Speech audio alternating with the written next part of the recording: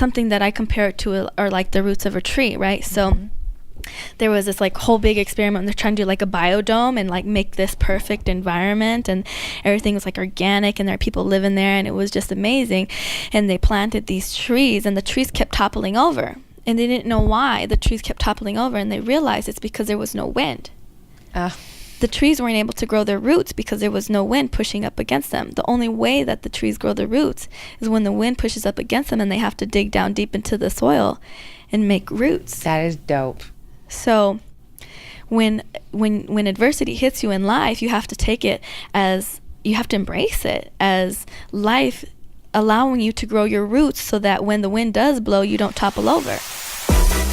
Welcome to Black Belt Beauty Radio, a podcast fueled by a passion to support your journey in developing your most beautiful and optimal performance in life. Each episode is driven with the intention to elevate your mind. When we elevate our mind, we elevate our life. So get ready. It's time to rise.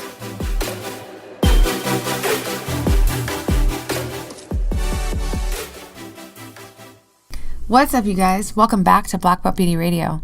I can't wait to drop this super elevating conversation on you guys right now. My guest is Michelle Waterson. Michelle is a UFC fighter currently ranked number 7 in the Strawweight division. She's a former Invicta atomweight champion. She's a very loving and present wife and mother. And she's just, she's a true martial artist. She's been in martial arts for the majority of her life. She's one of my favorite fighters to watch. I mean, part of that is because she's so well-rounded as a fighter. Whether she's standing or on the ground, she's dangerous. It's always exciting to watch Michelle fight, always. And at the same time, I think I love watching Michelle fight because it's so obvious that when she steps into the octagon, all of her heart is stepping in there with her. She's going to throw it down. I mean, that's one part of what makes it also so exciting to watch her fight. And her story is so empowering. It's so inspiring. She's someone who decided to listen to her inner voice and completely deviate from the path that she was on. And, with that came so much challenge. There's so much more uncertainty when you're on this kind of unpaved path. But she kept going, and it's landed her to be where she is now, which is essentially living her dream. So she was just on the greatest, most watched UFC fight in the history of the UFC, which was 229 in Las Vegas, and she won. And she won so beautifully. And at the end, when she's talking to Joe Rogan, she tells him, "I want to be the first mommy champion in the UFC," which is so powerful and so just moving. And the thing is that Michelle has everything it takes to actualize that vision. I mean, I have no doubt she's got the intangibles and the tangibles to work that out. So she's in her prime, and there's a lot more that we can expect from this incredible athlete and woman. So I can go on and on, you guys. I had so much fun having this conversation with her. Her and I met a couple years ago, actually, and I was doing her makeup for a photo shoot, and her nickname was Karate Hottie for great reasons. I swear, she has some of the best kicks I have ever seen in the sport of fighting. And she's just fun, man. She's fun, she's real, and just, yeah, I left this conversation, we were in Vegas, I left the conversation feeling very elevated, feeling very, I was buzzing. So that's my hope for you guys right now when I hit play and you guys listen to this incredible story and mental framework and the heart of Michelle Waterson. Enjoy. All right, we're live. Michelle! Hey. We just seriously podcasted for an hour before this podcast started right now, which is so funny. Thank you. I thank you. I'm so excited. The universe has brought us together multiple times. So. I know, seriously. So I don't even remember, we met, I feel like it was 2 years ago or somewhere, maybe longer than that. I feel, you know what? That was the time that Josh had a near-death experience. Oh, for real? He choked on a croissant. I'm sorry, I'm laughing. I'm happy you're here. Well, it's Wait, it's a funny story now because he's alive. Yeah. we were doing the photo shoot. He always jokes about it because he says I'm like posing and doing like the duck face, and he's over there dying, he says he calls me over, but I don't remember him, and he's just so nonchalant anyways, right? So he said he did like one of those gestures to call me over, and I'm not even paying attention to him and like doing the cat poses or whatever. And then he walks behind the truck and starts like giving himself the Heimlich remover. Oh wait, I was there. Yes. Do you remember? I don't remember this. I remember, so like I said, she's posing, she's doing her thing. So Yeah. You're trying to be all cool, but like you're choking? Yes. He was like, he couldn't breathe, like he was choking. And I said, babe, why would you go behind the truck? Like, you know how dogs like go someplace else to die? Like, that's what I feel like you did. Like, why would you go? If I was choking, I would be like kicking and screaming and like rolling on the ground. Dude, that's not, what a memory. Well, that's when we met. So oh, I bet. I actually have a one of my best friends almost choked literally on a blueberry before. Yeah. And it's like, once you go through something traumatic like that, you can't, it's in you, and you have to do work to escape the death of a croissant or a blueberry. Yeah. Or if he does eat a croissant, he's like chewing it for like 1,000 times. That's a really interesting thing to choke on too. Like blueberry kind of makes sense, small or what, but like were you just like fucking inhaling it? Yeah, I don't. I remember right, I swallow and then I'm like, all right, I can't breathe. But in my mind, it's like, Josh, relax. Breathe through your nose, right? Try to breathe through my nose. Nope, everything's clogged up. So I'm like, oh shit, Josh, this is going down. Hey, Michelle, come here real quick, right? And then I just left, like, I just started, banging on my. That is gnarly. Wait, okay, so your husband just basically expressed that he's facing a possible death experience. Yes. Like you choke, you die, right? But he still had the mental capacity, space to be like, wait, hold on, keep calm. Yeah. No, he is very level-headed when it comes to everything. You know, he's in my fight career, in his family, he's the rock. In my family, he's the rock. He is very level-headed. But I guess that's why we complement each other, because I'm not. I'm the crazy one. Well, has he influenced you in that way? Like, do you feel like that's rubbed off on you at all? I'm sure. I do feel like I have become more grounded because of him. I've become more self-aware of my surroundings, and more confident in just who I am, rather than just looking outward for like approval and stuff like that. And I do think a big part of that is because of him. So that's awesome. Yeah. So I was going to say this before we started, but wanted to wait. So we're in Vegas right now. What's up, Vegas? Like they can hear me. I love Vegas.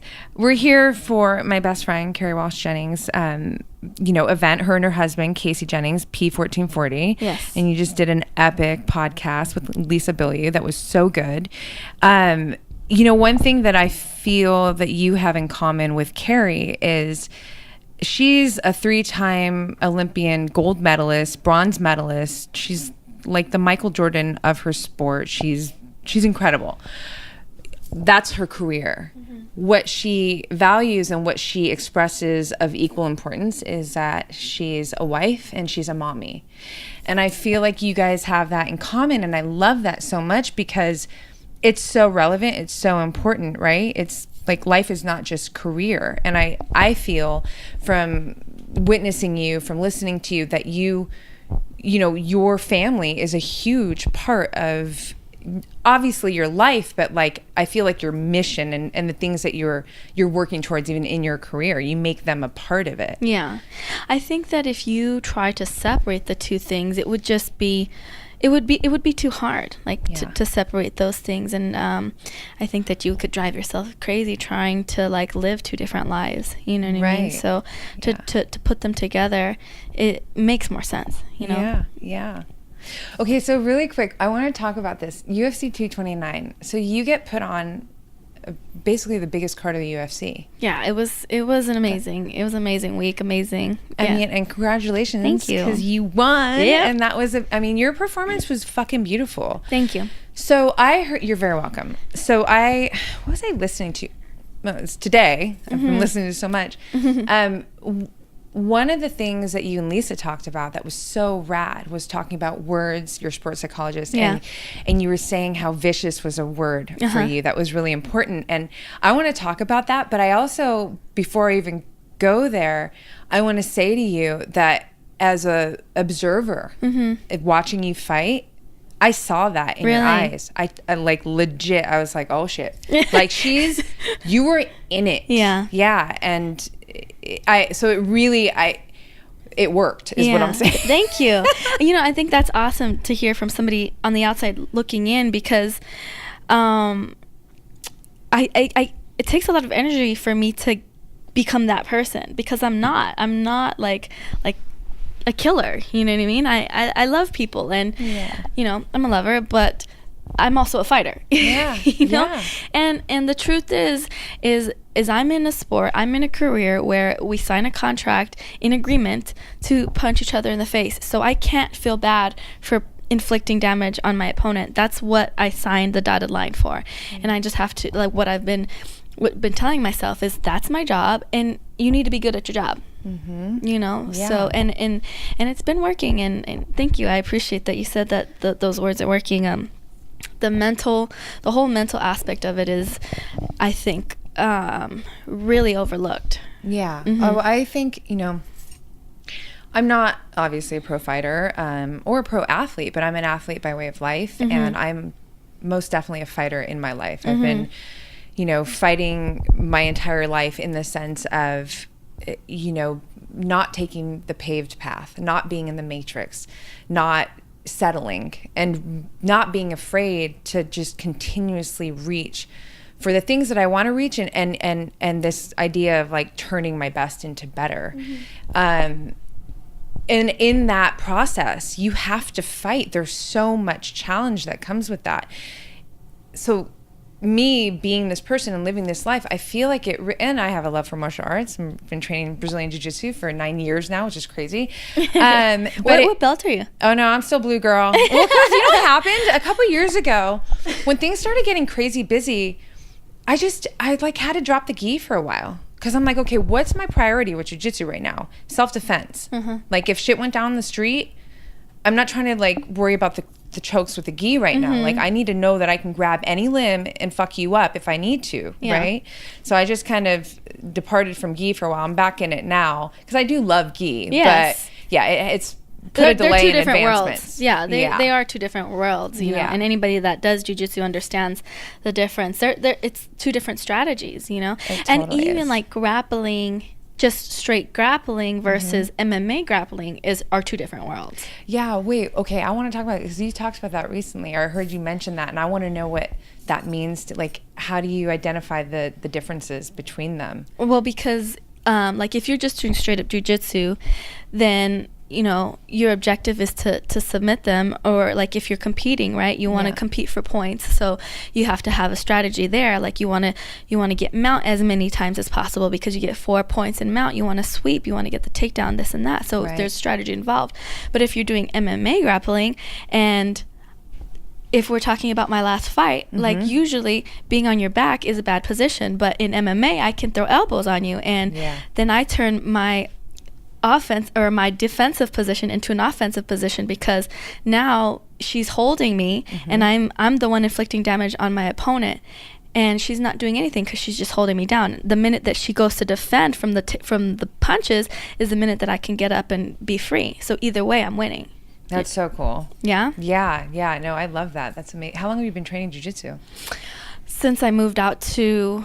It's funny because before I had my MMA debut, I was doing kickboxing smokers and this and that, and I decided to take like an amateur MMA fight, and the girl, I took it with like 5 weeks training.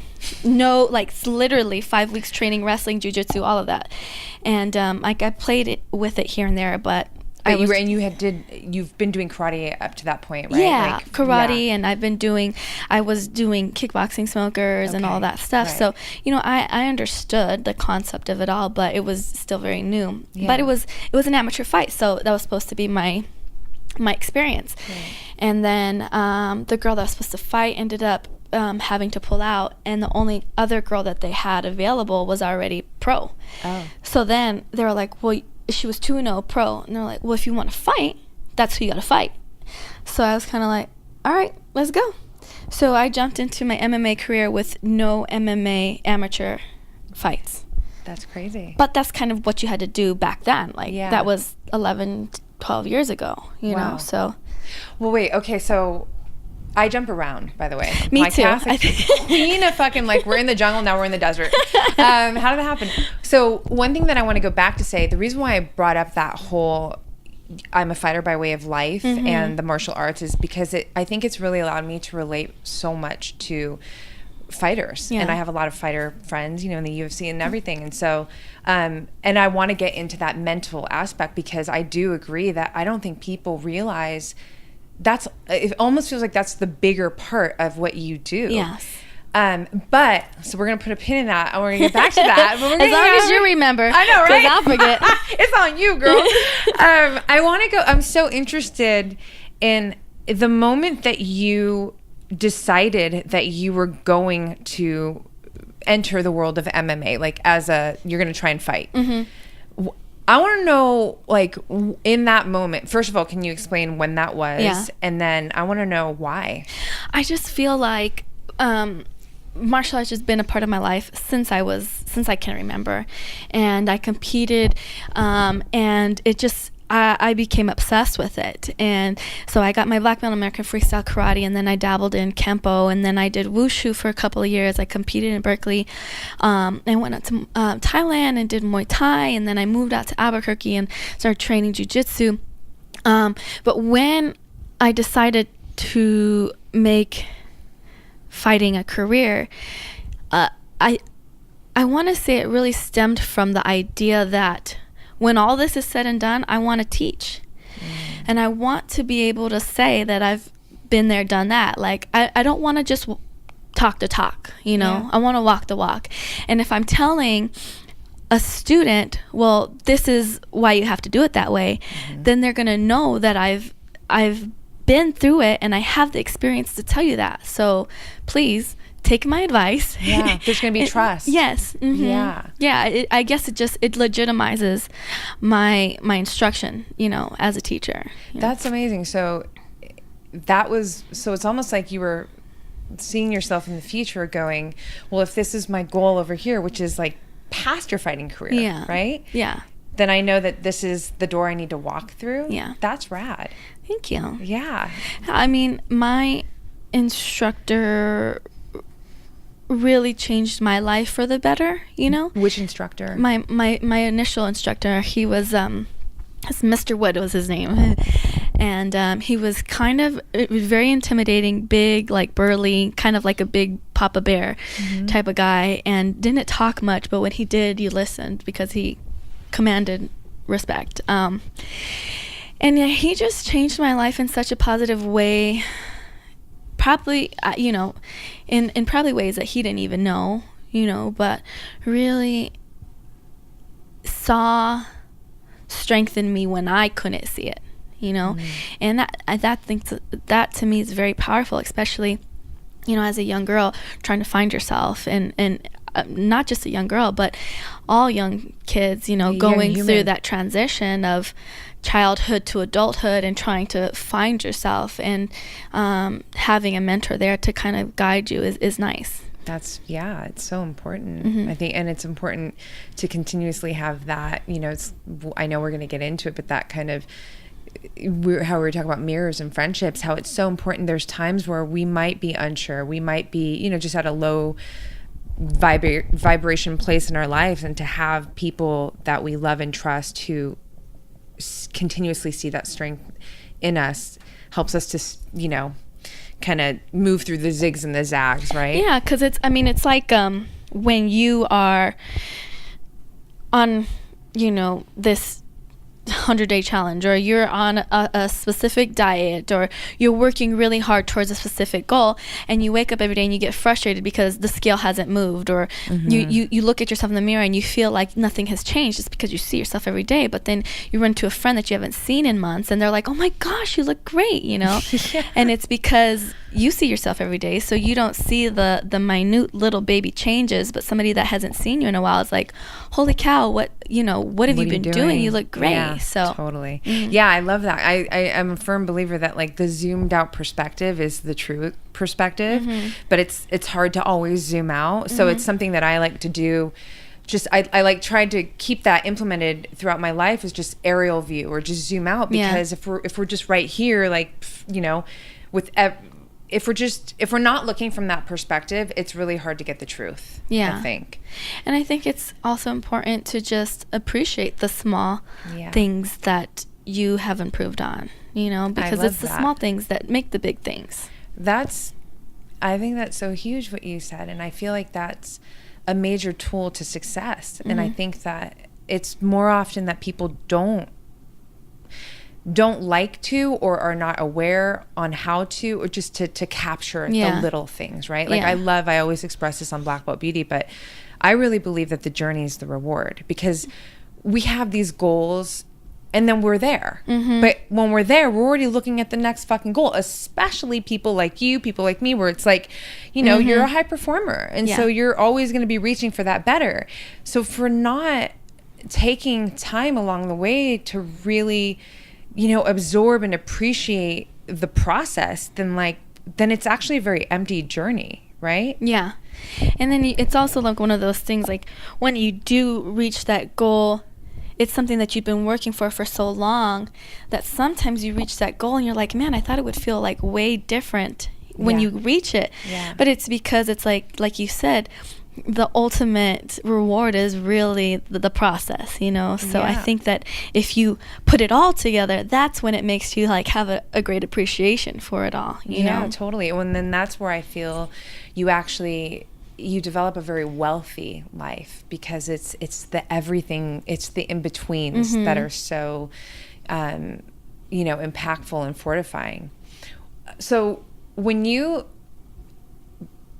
I think I remember hearing you say, you're in a bar when you watched like your first, the fighters fighting, right? Was it female fighting or male fighting? I don't know what it was, but maybe you can remind me, but that was when you're like, I want to try this. I want to do this. Well, like I said, I grew up doing martial arts, so it's always been a part of my life. Yeah. But then when I was in college, I was having to pay for my college, because as soon as I registered for school, my dad had gotten laid off.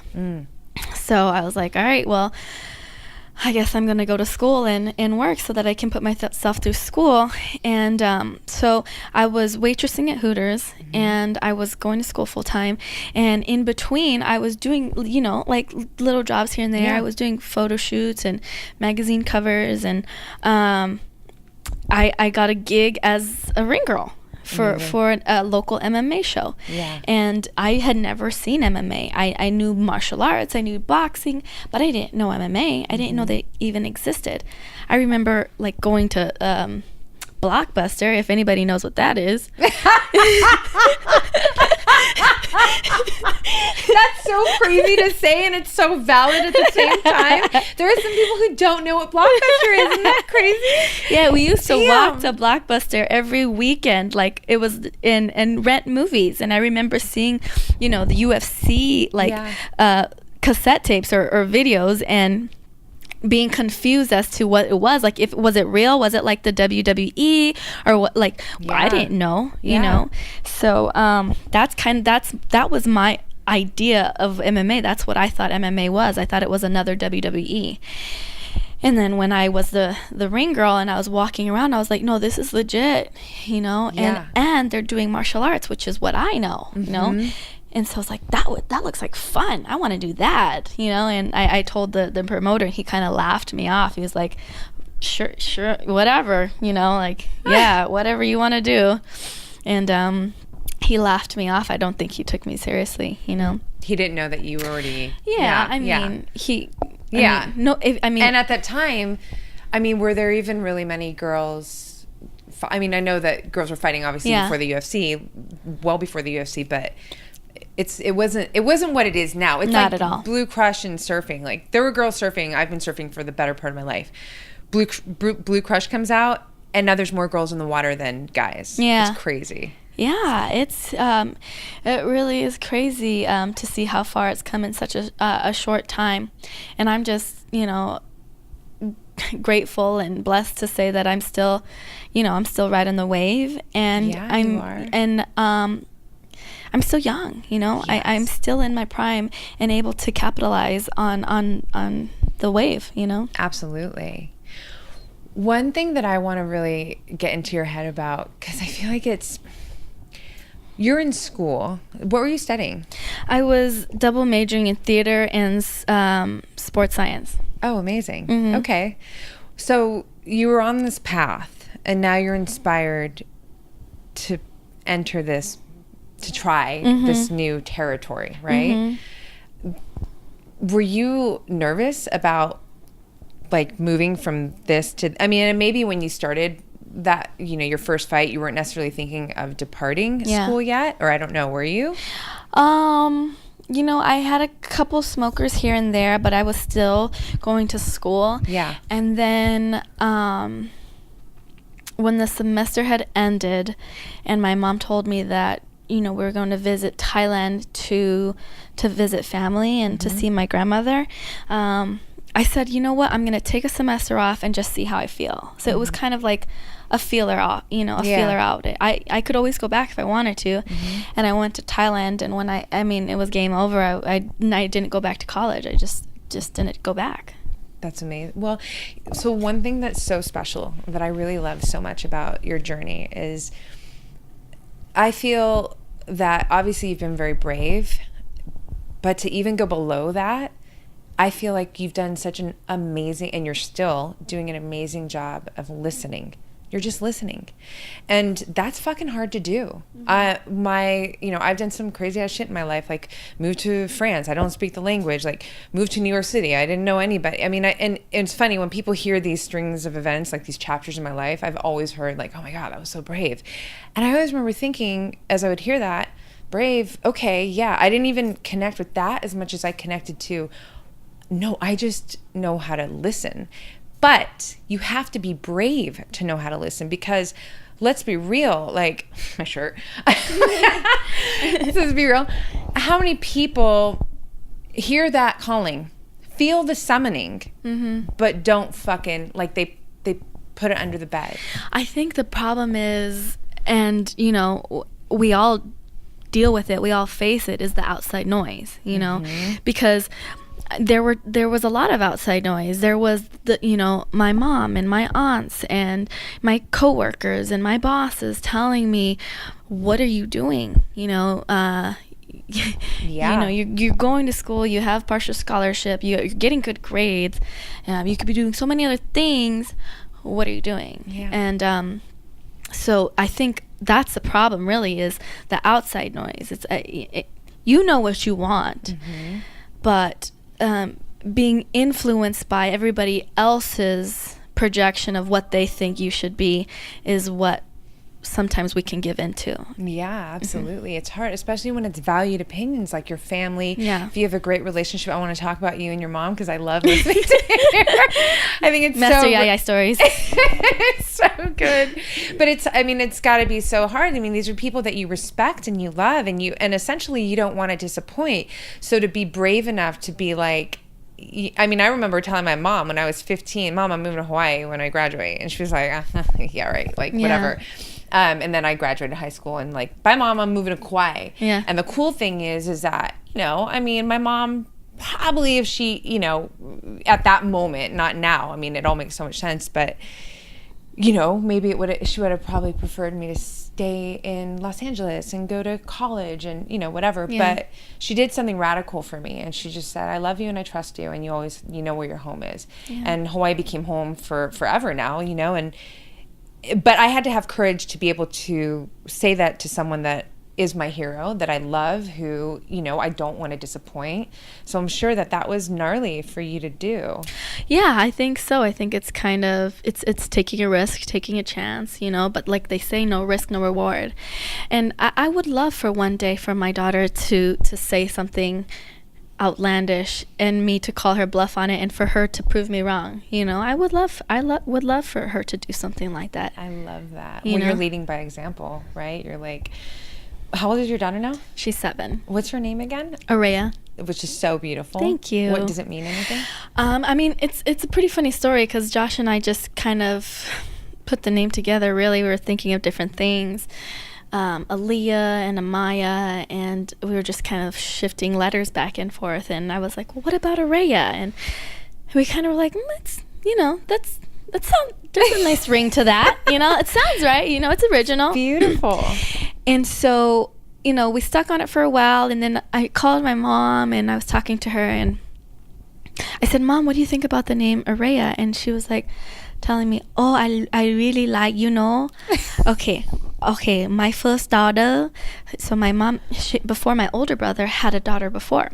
Okay. And she would have been the oldest. Yeah. And I never got to meet her because when she was born with liquid in her brain. Oh. And so she died when she was like 2 or 3. Oh, but my mom says that was it, like similarly, that's what her name would have been in Thai, like Alea. In Thai, and I had never known that. I never know that. Wow. Like all my life, you know, I knew that my mom had a daughter and that she'd passed away when she was a baby, but I didn't know her name. I didn't know any of that. Wow. And so for it to come like full circle that like that, I was like, well, that's it. Like that's her name, you know. That is so special. Mm-hmm. And I feel like we all live up to our names, right? Like, do you feel that? My sister's name is Michelle, by the way. I love Michelle. But I feel like I definitely live up to Roxanne. So it's like a name is a big deal. Yeah, and we went back and forth talking about it, and you know, it was like, well, what about this? No, I don't like that. I had a girl, I knew a girl that was named blah blah blah, and I didn't like her. It's tainted. And then it was like, well, what about this name? No, because then all the kids are gonna make fun of her and say blah blah blah. You know, like that's so funny. It's hard picking a name. No, it totally is. Well, your daughter, I feel like she's like your best friend, right? Yes, she definitely is. Is she in martial arts? She did. She was doing the Winx MMA class for a while, and I think that she got a bit burnt out from it because she does that and gymnastics, and she's in school. And at this point in her life, I really don't want to force her into anything. Yeah. What I do want her to do is commit to something, you know. So she does gymnastics, and I eased up on the martial arts for a little bit for now, but with the gymnastics she has to commit, you know, on good days and bad days she has to go. And I told her, because she's been expressing some interest in jiu-jitsu, and I told her I have a really good jiu-jitsu professor, and he's great with kids, and I think that's why she's interested in going back in. But I told her, I said, babe, if you want to get into jiu-jitsu, you have to go to the very end. Like, you have to go until you get your black belt. Like, I'm not gonna let you start and get your little white gray belt and then say you're done. So when you decide to go, we're going. And how does she respond to that? She said, okay, you know, I'll think about it. How cute. Mm-hmm. Jiu-jitsu, I feel like every woman needs to know how to jiu-jitsu because it's just so... Everybody needs to know martial arts. Except the bad guys. I feel like if everybody knew martial arts, there wouldn't be any bad guys, you know? Because, like, why, if you're a bad guy and you're picking on me, you're not going to pick on me because you know I can beat your ass too, you know? That's true. That's so I think it would eliminate so many other things, and so much aggression and pent-up anger and, you know, self-doubt is built up in people, and that's why they lash out in violence, because they have all these internal issues, which a lot of martial artists get the chance to release through training. Yeah, they don't know. Those who are not martial artists don't know how to deal with it, and so it comes out in those ways. That's such a great point.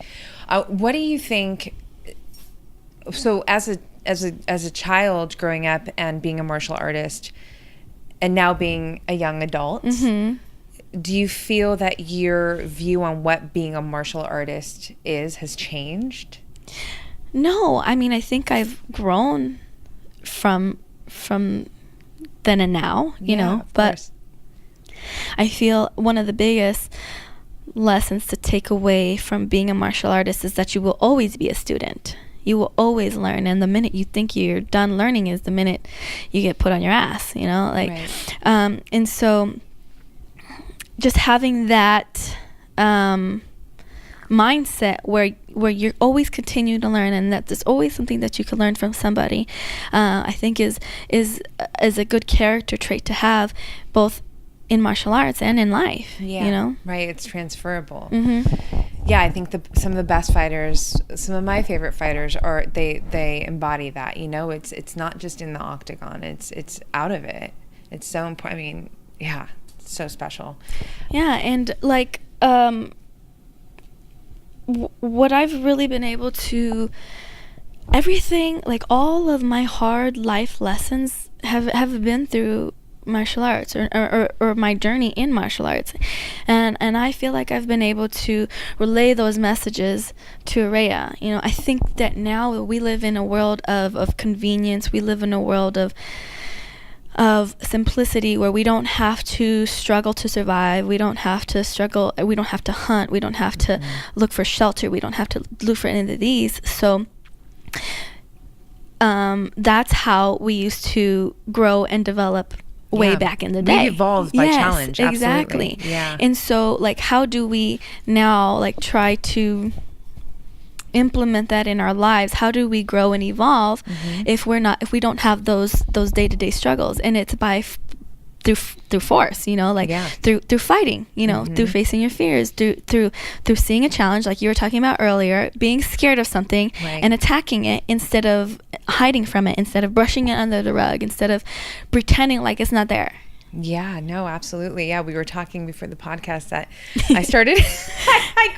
I decided to create the habit of. Actually, I didn't know if I was going to create a habit. I wanted to try to get up straight from bed, my warm bed, and go straight into a straight cold shower. Not like warm into cold, but like straight bone cold. And you know, for no other reason outside of just being curious of what the challenge would offer me. I mean, there are physiological benefits that I'm well aware of, and I want those too. But, you know, like there was just something really provocative to me about this constant, like, well, what if I do something really hard, really uncomfortable, especially when everything is great? Like, how is this going to affect me, right? And it all comes back to this obsession with like just chasing that, you know, carrot of like best into better. And you know, this is probably a great segue to go back, because see, I remembered. I don't. I'm like, remember what? I want to talk about like the mental aspect of being a fighter. It's, you know, one thing that I think is so powerful is that anybody who's reaching for anything great in their life or doing things that are uncomfortable, you have to be willing to get vulnerable. Yes. Like, it's huge. But I think being a fighter, especially in the greatest organization of fighting, like, you're on the largest platform. Yeah. You fail, you fall, and it's like fucking millions of people seeing that shit. Yeah. You gotta be extra vulnerable. Like, can we talk about that? I mean, yeah, we could talk about that. I think for me, like, it's one of those things that I put out of my mind, really. But then, you know, talking to my sports psychologist, really not trying to put it out of your mind, but really kind of embracing it for what it is. Yes, you are in front of millions of people. What are you going to do with it? You know? Okay. Yeah. So this is your stage. So, you know, live it up and take advantage of it. But, I mean, it's easier said than done, you know, but when you are able to, you know, get the stars to align and everything in fighting, like, everything has to go right. You know, you can't just be in shape. You have to be in shape. You have to be mentally strong. You know, it has to be a great night for you. And I mean, there's just so many different factors that go into winning a fight that people don't realize. Yeah. But at the end of the day, it's like there's only two outcomes. You win or you lose. And I think you have to be willing to accept that, you know, outcome. And I mean, we were kind of talking about it earlier, like with Carrie and stuff like that, but all the great athletes that have ever lived have been great at failure. Absolutely. And that's what makes them great. Yeah. You know, is the fact that failure doesn't prohibit them from continuing to strive to move forward. Right. And I think if you have that type of attitude going into the ring, the pressure of failure is lifted and you're able to perform, you're able to be in the present, you're able to get in the zone. Yeah. Because when you have the pressure of failure and, well, what if this, or, you know, I know if I win, I'm going to go, my trajectory is this way, but if I lose, then my trajectory is that way. You're already out of your head. Sure. Or should I say in your head? You know? Right. You know what I mean? And you're like, just not in the moment, yes, which is where you want to be. You're in your own way. You're Right. like, you're in your own way and you're not in the present. And that's like the worst place to be, you know, as an athlete. Especially as a fighter, because Yeah. it's not like you're going to miss a shot in the basket. Like, you're going to take a fucking blow to the head. Yeah. Or a kick. You know what I mean? Like, Yeah. something.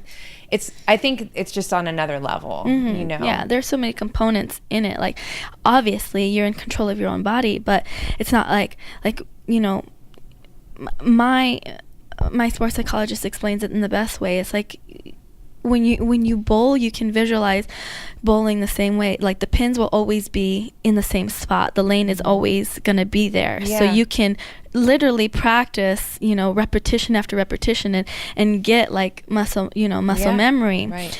And get it ingrained in your mind. And I can shadow box the same move over and over 1,000,000 times, but it's not going to matter because the object that I'm trying to hit is moving, Right. and the object that I'm trying to hit has an objective of hitting me. Mm-hmm. You know, so like all of those things is what you have to take into consideration too.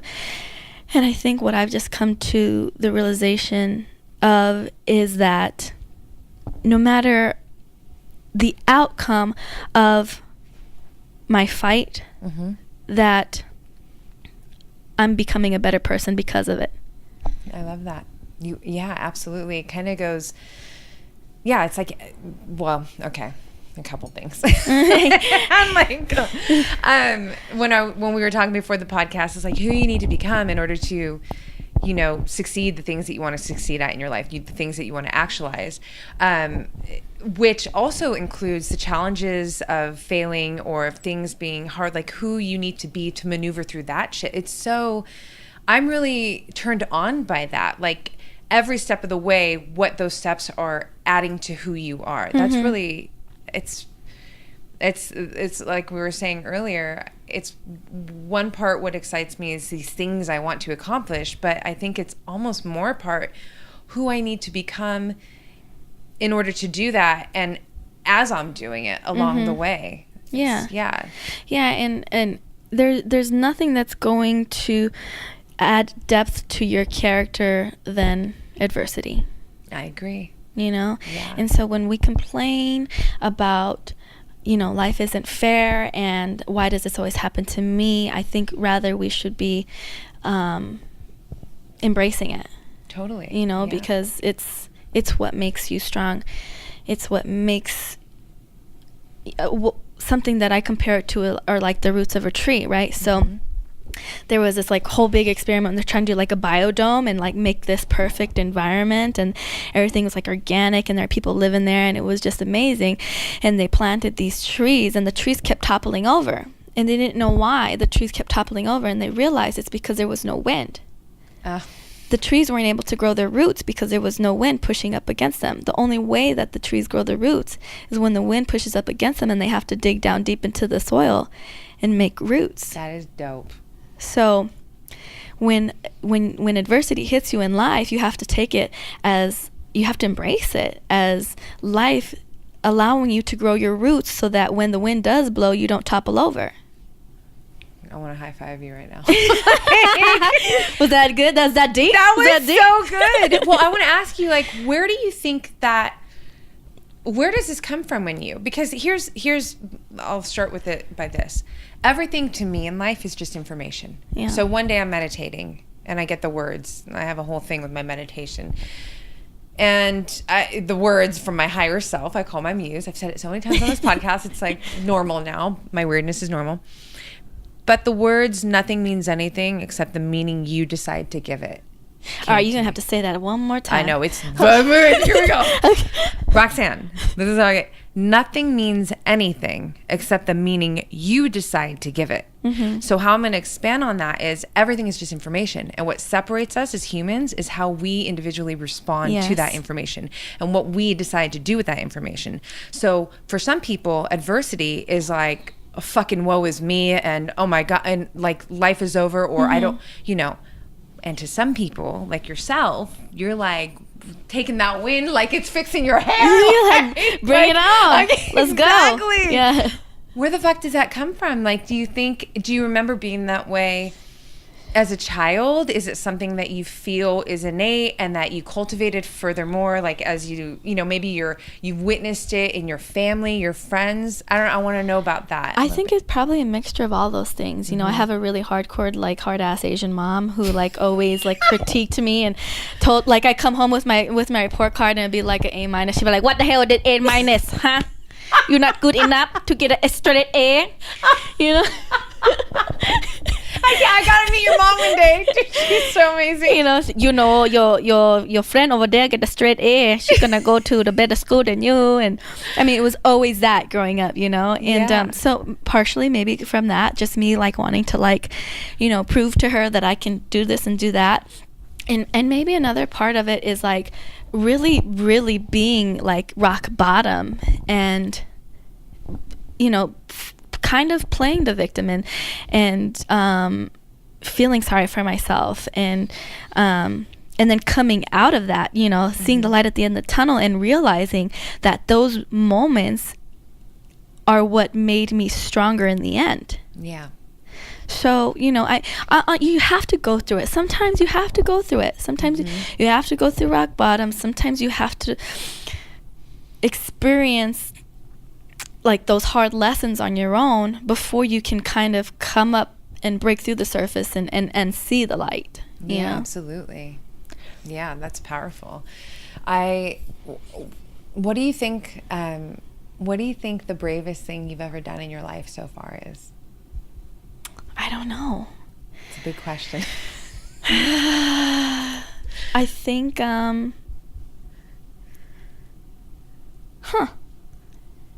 what do I think the bravest thing that I've ever done in?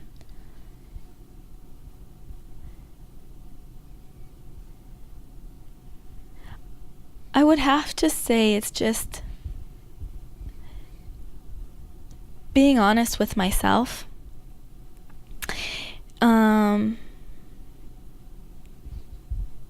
And having those hard, honest conversations with the ones that I loved, knowing that I would be hurting them in having those conversations. Yeah, I'm like, it's hard. When I get quiet, it's because inside I'm like really applauding, because that is to me authenticity. Having hard conversations, those things are so connected. I think is such a difficult thing for people to do, and it's actually very empowering when that is how you're navigating yourself through your life. You know, that's really Okay, sorry. When you make me pause, that's a good thing. What do you do when you feel nervous? When you feel, you know, uncertainty really knocking at the fucking mental door and it's shaking you? What do you do? How do you walk through that in your mind to maneuver past it? I think I really lean on my husband a lot for those moments of weakness, you know, and I'm fortunate to have him there with me every step of the way. You know, he's been in my corner for as long as I can remember, and both in and outside of the octagon, you know, but more so outside of it, because a lot of times he believes in me even when I don't, you know. And so to be able to lean on him in moments of weakness and tell him straight up, like, I don't know if I could do this, you know, and for him to just to reassure me that I'm on the right path is nice, you know. Yeah, totally. It's powerful. So that's a great segue into, I want to talk about your friendships. Mm-hmm. So Holly Holmes is one of your best friends, right? You guys Yeah. put out a video, which I love so much. You know, you guys dancing and I don't know where you were actually. We were in my house. We were gonna film it outside, but that choreography was so hard. Dude, it was gnarly. It was so good. But we were like, we had to put Sierra up on the big screen so that we could record underneath and copy Sierra while we were doing our own thing. Wow. But well, you did well. Thank you. You guys were so cute. How long have you guys been friends for? Was it when did you meet her? I met Holly when I moved out to Albuquerque, and she is such an amazing human being. Like a huge in Albuquerque. Like, she can't go anywhere in Albuquerque because people love her, and it's only growing. Like, her personality, her character is infectious, and she's just like such a genuine person, and you can't help but want to be around her because you feel like you can just be yourself. Yeah. And not only that, but she's a beast. You know, like, she's driven, she's hungry, she's motivated to continue to get better. If you're talking about, you know, best to better, mm-hmm. That's Holly. Like, no matter what, like, her out of camp is most people's in camp. I'm just like, this dope. Girl is crazy. Like, when I don't feel like training, I think, what would Holly do? That's awesome. And then I go train, you know. So that's Holly, and she'll never like tell you what you need to do or not be doing. She just leads by example, mm-hmm. And she's great at it. So that's awesome. And so obviously, because Carrie's one of my best. She's like the ride or die. You know, I'm like, she's family, and and I have this tribe of women in my life. I'm so fortunate to have not just like best friends, but I'm talking, these are incredible human beings. Like, mm-hmm. and I think it's so valuable to have these relationships and these friendships, and to call upon them, but like we lean on each other, for sure, and it's helpful. Yeah, I think it's important. Like, all different types of relationships are important. Like, relationship with your spouse is important, but then there are also relationships that I believe are necessary to have outside of a spousal relationship, mm-hmm. in order, like, you grow in different ways with different people. Yeah. You know what I mean? And like we were talking about earlier, there are people that are in your lives and that will tell you the brutal, honest truth, not to tear you down, not to bruise your confidence, mm-hmm. But to help you grow, and you, just like we're talking about, having those honest conversations and knowing that it's coming from a place of love, and not from a place of judgment, I think, right. is more important, because so much of us, that's when you start to like put those walls up and watch what you have to say, like, around certain people, right. And this and that. There are some people that you could just literally be yourself around. Right. And that is money, mm-hmm. right there. It's so important. And you should only really try to surround yourself with those people. I agree. But like, life's too short to be fucking with anybody else. Like, yeah. Right. And mm-hmm. I think especially, I'll just stop there. And that's what I tell my daughter all the time, because I know it's only going to get worse. She's in 2nd grade, but she'll be like, oh, Kayla wasn't playing with me today. And I was like, well, did you go play someplace else? And she's like, yeah. And I said, okay, did you have fun? Yeah. All right, then. Is it a big deal? No. Or go talk to her. If it hurt your feelings, talk to her about it. And if she talks back to you and you guys end up resolving it, then you guys are friends. And if she doesn't, then it's not worth your time. That's so important that you're teaching your daughter that, especially if we were talking earlier about, things are just different now, mm-hmm. in the way that kids are being brought up. Like, our time is different. Kids aren't playing outside anymore, mm-hmm. like in the same way that in my era, that's all we did, right? And so it's just too dangerous now. Like, you don't want your kids playing outside, they get snatched up. No, it's so true. It's so true. Yeah, it's on another level, but it's mm-hmm. so, we were saying like communication there's a lack in that department, 100%. and I think that, there's this whole, the bullying things and like there's, let me say it like this. As a 40-year-old woman, the value of having genuine, incredible friendships in my life is unmeasurable. Like there's no words for it really. And when I have a child, I aspire to be a mom one day. I want to support my child to be able to cultivate these kind of relationships as soon as possible. And I think in these times, it's even trickier than it's ever been. Yeah. Like, kids are gnarly, dude. They're they're ruthless.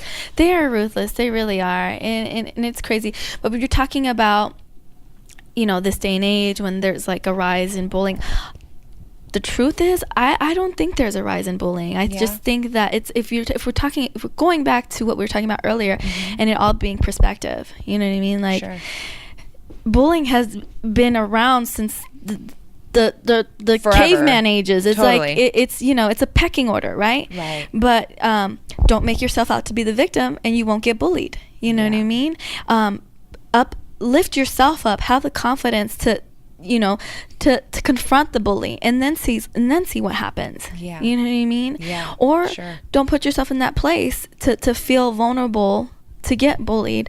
I mean, I guess it's easier said than done. Yeah. But those are those hard conversations. Those are those hard moments that you have to go through that I think for a lot of kids, it's easier to not confront. You know what I mean? Yeah, absolutely. It's like when your mom makes you talk to your friend's parents if you want to go spend the night. You know what I mean? It's like, but I'm nervous. I don't want to talk to them. Or, when you have to ask a girl out on a date, like these things don't happen anymore because now we have phones and I'm just going to hit you up on Instagram and DM you. Totally. So it's that social connection that we're missing, the body language cues that we're missing, that makes me uncomfortable cue, or the no, I'm happy to hang out with you cue that we're missing, and that the kids, I feel like, need, you know? This is a personal question. I'm just curious. It just came to my head. Do you think you'll have, give your daughter a sibling? Like, is that? She's been asking for. She's been asking, and that's tough, because I'm like in the prime of my career, and if I want to have a baby, then that's basically two years out of my career. Right. So I do want more children, and we'll probably wait until my career is over to do that. There'll be like a huge age gap, but it shouldn't matter. No, my sister's 6 years older than me, and it's actually beautiful. Like, there's something special about that too. Any age between could be special, but just to validate that, I love having my older sister, and she's actually, because there's 5 of us, and she was always kind of like she still is kind of like a second mom, and it's been very special for us to experience, to have a sibling like that. Whereas like me and then my 3 brothers, we're all like right behind each other, which is really funny growing up. You have a brother, I have an older brother and a younger sister. Oh, really? Are you guys all tight? Or? Yeah, we're all really close. Yeah. How fun. Yeah, my younger sister hated me when we were growing up because I was like the goody two shoes, brown noser, and she was the rebel. You know, so, and she's coming up behind me, so she's super smart, but she had all the teachers that I had because she's super smart, but she didn't feel the need to go to class because it's just easy to her. So she would ditch class and get home early enough to erase the message on the phone. No. on the landline. Savage. For those of you that don't know what a landline is. That is so cool. But I would know because the teachers would be like, well, Michelle, I didn't see your sister in class today. And I'm like, oh, really? I'm having a flashback like Ferris Bueller or something. Yes. Do you remember the movie?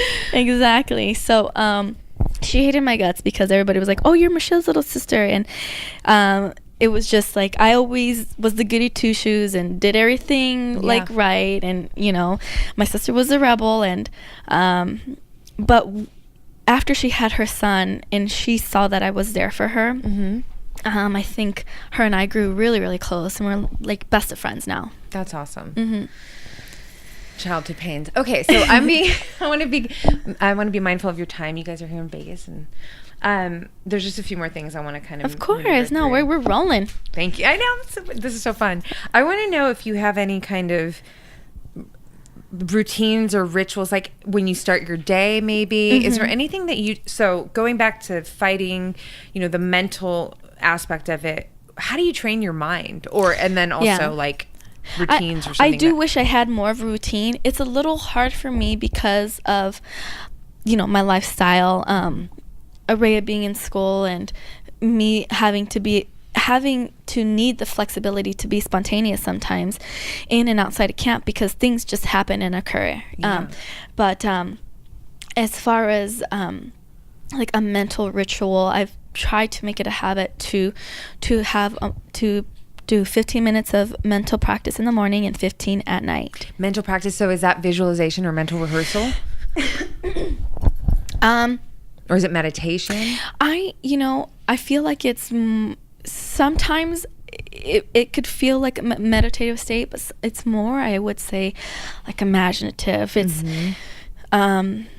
really taking myself to a place and not just not just visualizing it, but feeling it and hearing it and seeing it and like all your senses and making it as real as possible so that when the fight really does happen that I've been there. Yeah, that's so I coach now, and I have a client who's a fighter, and I'm just going to leave it. I already know where he's going in his career. He's badass. Yeah. And that is something that we're practicing. Yeah. It's just because I'm a huge believer in, the science behind that, like going there and not, and not just like you said, it's not one dimensional. You can't just see it. You have to literally get so detailed in the moment of like, what's my body temperature doing? Like, where, all those factors. Yeah. And then I think that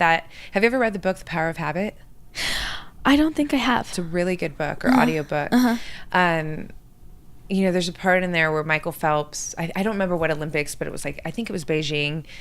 Something happened with his goggles, and basically water was coming into the goggles. And I might be chopping up the story in a bad way, but essentially this is what it was. His coach would make him swim at night without goggles in a lake. Yep.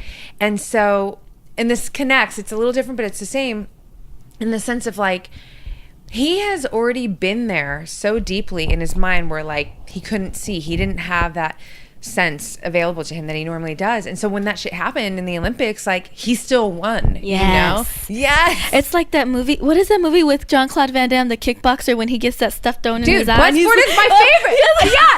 Bloodsport is like, listen, I grew up on these martial art movies. I love that movie forever. And he's like, nah. Yeah. So and then he's having these flashbacks. With no eyes, just like kicking ass. Dude, I love that you brought up Bloodsport. Yes. It's so well. And okay, so I have a question. Do you then like so I'm like, oh. Okay, so visualization is like it's a tool that you I think it is a tool, but it has to coincide with hard work, like physical hard work. Like those things have to go hand in hand. Like you can't just sit in your garage and imagine beating the world champ and then go and do it. Like you got to put in the work too. You got to put in the road work, you got to put in the time sparring.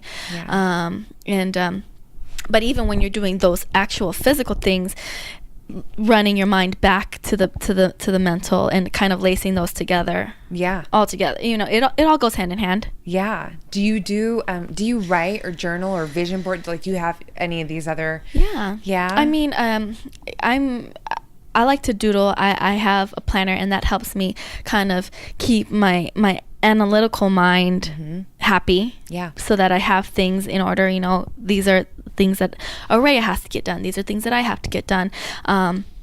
And so in there, I also journal sometimes. Sometimes I do, sometimes I don't. If I feel like writing it down, I will.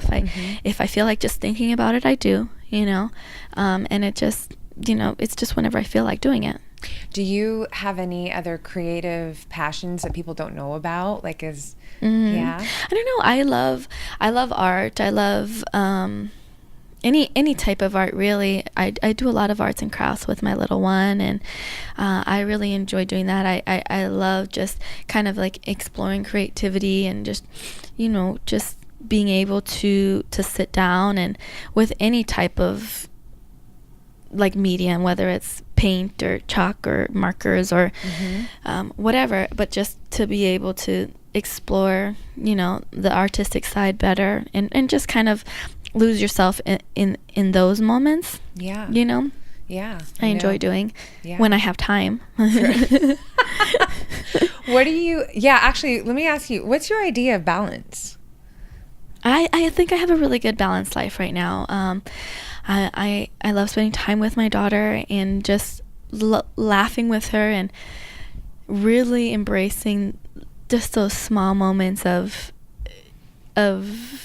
just spontaneous laughter. Like, those are probably my favorite, and hanging out with my hubby and having him a part of my journey and being able to fight, being able to release all my aggression and and really live out my dark side, and then being able to be a nurturing mom and to come back and to help Araya grow and evolve. I think that's like and I would say for this last camp, when you're talking about like on an athletic standpoint, I have been the most balanced, because usually like I equate being prepared by like the number of hours that I've been in the gym.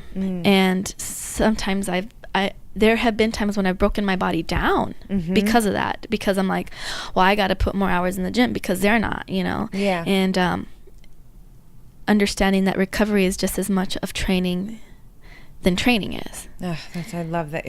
Carrie challenged me to rest yesterday. She's like, I challenge you to rest, because it's hard. I mean, it's got to be it is on a whole nother level for you, but I love movement. I love feeling the challenge that comes with my training. It's an addiction, and there's so many different modalities of training that I love. So jiu-jitsu, high intensity interval training, hot yoga, weightlifting, like, there's not enough time to do it all. There's not enough time to do it all and have proper recovery. Yes. And that's so that's why you say that, and it's like fresh air to me that I know I'm supposed to absorb right now. You're like, well, you didn't just have to say that. No, I appreciate it, because I do, I'm going to connect this dot right now. So before we started the podcast, I told you guys I'm an introvert, right? And you guys were like, what? No way. And no fucking way. I know. But how I can connect those dots so well is the reason why it's hard, I think, for majority of people to really like see me in that way or accept that is because I'm not shy, and when I'm in a room, like, you're gonna know I'm there, not because I'm trying to get attention, but just because I'm comfortable in my skin, and that speaks loudly. Yeah. However, so let's just say I'm like, after a few days of engaging outward, I fucking need my inward. But I think that's true, like, across the board, because it does take a lot of energy from you to be yourself and to open yourself up to other people and to give yourself to other people. Yeah, exactly. That takes a lot of energy. It totally does. It's like when you're in a room of people and you are truly engaged with somebody. Yes. And after you go home and you're just like, God, I am tired. It's because you really did like give it your all. Yeah, absolutely. And then this is going to be a great segue into the next thing I want to ask you about, but I am in a deep loving relationship with myself, meaning like you just stare at yourself all day. No. Yeah, you look good. Look in the mirror. You look good today, girl. I swear. Licking your lips in the mirror. What up, girl? I get dressed up on a Friday night to stand in front of the mirror. Oh my God. No, well, I feel like, you know how I said my muse when I meditate, there's this higher version of myself that's always with me. She's always there with me, and she's always guiding me, and she's loving me and encouraging me. And I literally feel like when I've spent so much time outward, that I need to go in and hang out with her. Like I need to nourish that relationship. And so that's, that's another reason why it's like, it becomes mandatory for me to not talk, like just to have that space for myself. How I want to now bridge that to my next question for you is, what is your relationship with self-love? I think it's really important. I don't think enough of us practice it enough. You know what I mean? And it's easier said than done. And when you think about all of the distractions that come our way, especially now with social media and this and that, and it can be easy to get pulled away from loving yourself, especially when there's so much noise, comparison from the outside world. And I think just giving yourself time to really love yourself is important.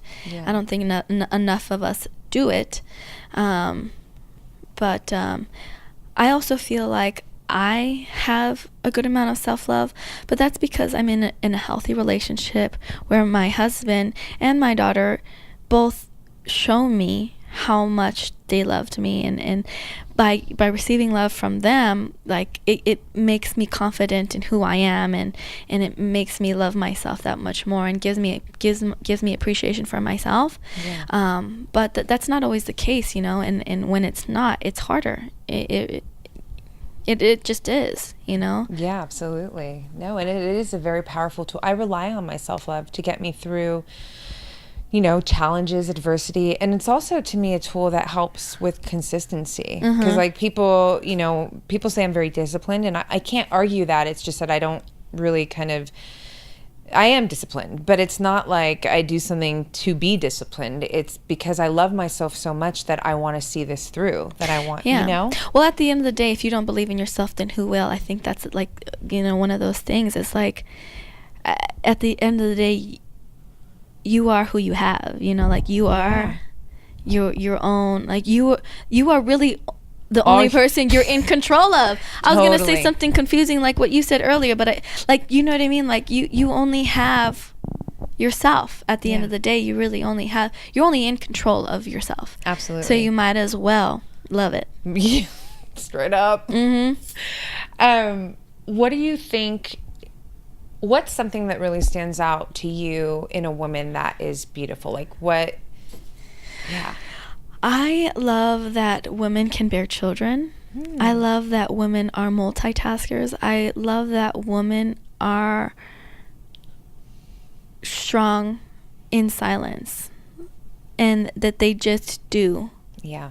I feel like that's the most powerful thing a woman can do is get through life and do it without feeling like they need any type of recognition, because that's what they do. That's powerful. I love that. What makes you feel beautiful? What makes me feel beautiful? The way my husband looks at me when I'm just doing random stuff, or when I'm looking crazy. You like cleaning the kitchen? Yes. You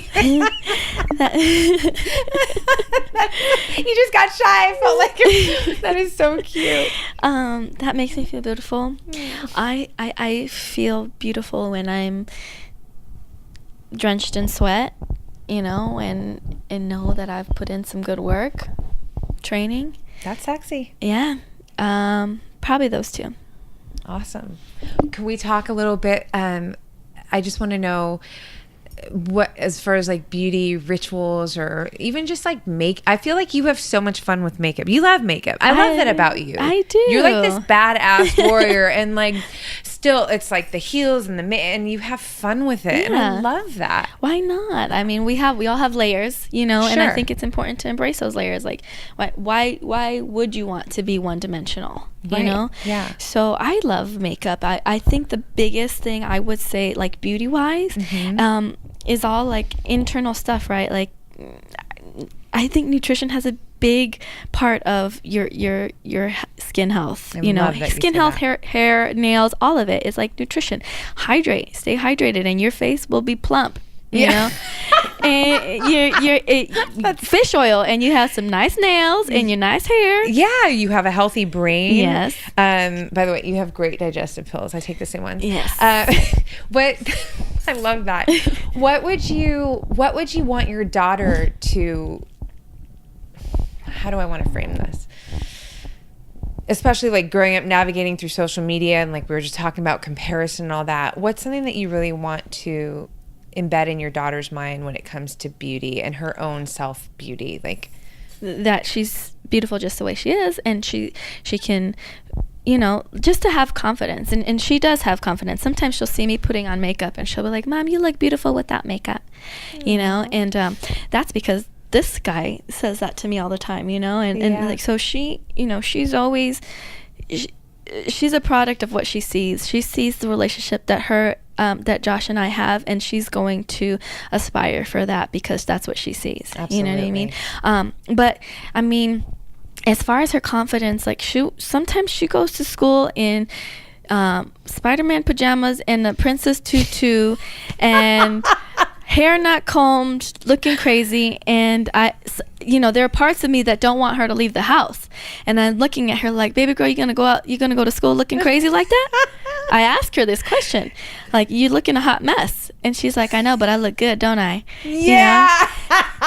You know? and that's the confidence that we're trying to instill in her. You know, you're winning. That's amazing.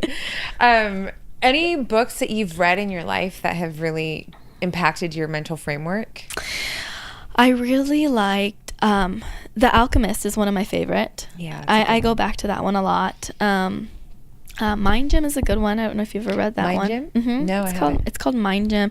I haven't read it in a while, but I think it's kind of, I think, a good foundation to trying to get into the right mindset as a competitor. Cool. And then I really enjoy Relentless. I love Have you that read word. that? Yeah. No, I have not read Relentless. it. Yeah, No. it's Relentless. It's a book by gosh, I can't remember his name off because I was gonna say Relentless is the book. Yeah, You look it up. Yeah, and I'll put it in the show But notes. he is the sports psychologist for like Michael Jordan, like Oh, these really? guys, and he talks about their championship mentality, their, you know, the reason why they are great, and it's because they are relentless. And he talks about there being, you know, 3 types of athletes, and they're like the coolers, which are like the ones that are just chilling, you know, like don't mind being on the bench. The coolers, the closers, which are like kind of the ones that enjoy doing it. If you put them under pressure, they'll rise to the occasion. And then they're the cleaners. They're the ones that just get shit done. They sweep the house. Yeah, they're That's the janitors. They're like, when shit hits the fan, they're the ones that clean up the mess. That is so cool. And so, huh? Tim Grover. Yes, Tim Grover. There you go. I knew it was Tim, but guys then are so I almost good. said Tim Ferriss, but I was like, no, it's not Tim Ferriss. It's Tim Grover. That's awesome. I'm gonna get that book. Yeah, That's dope. Yeah. it's a good read. It's easy read.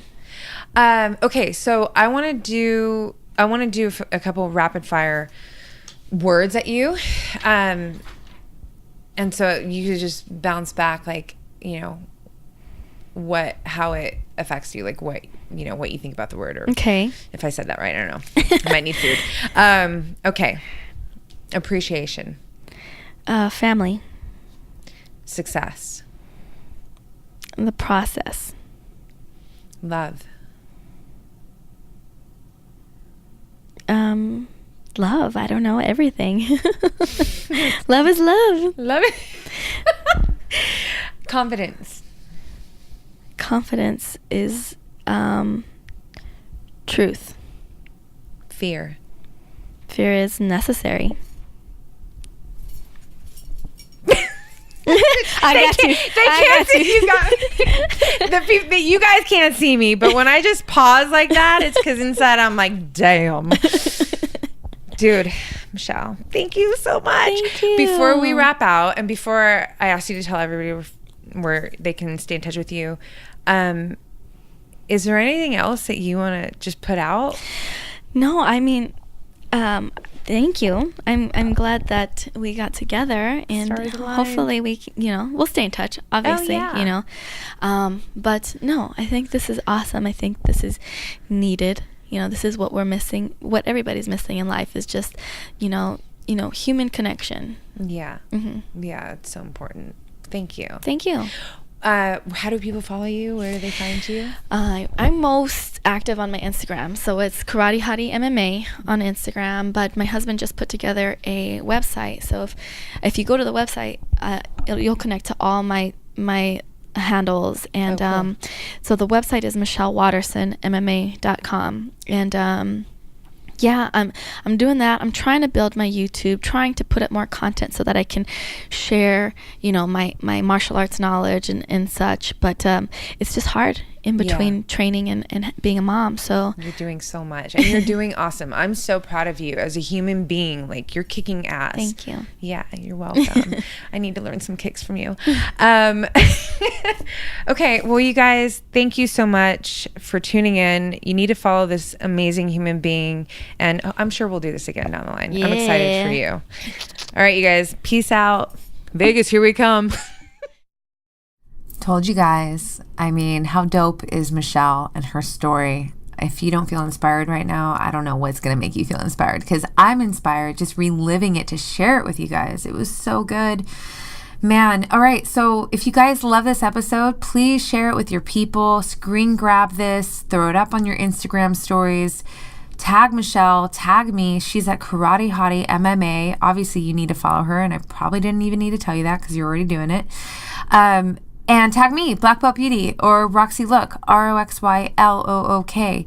Let me know your thoughts. I love hearing from you guys. And if you really want to support this podcast, you can do so by leaving a rating and review via iTunes.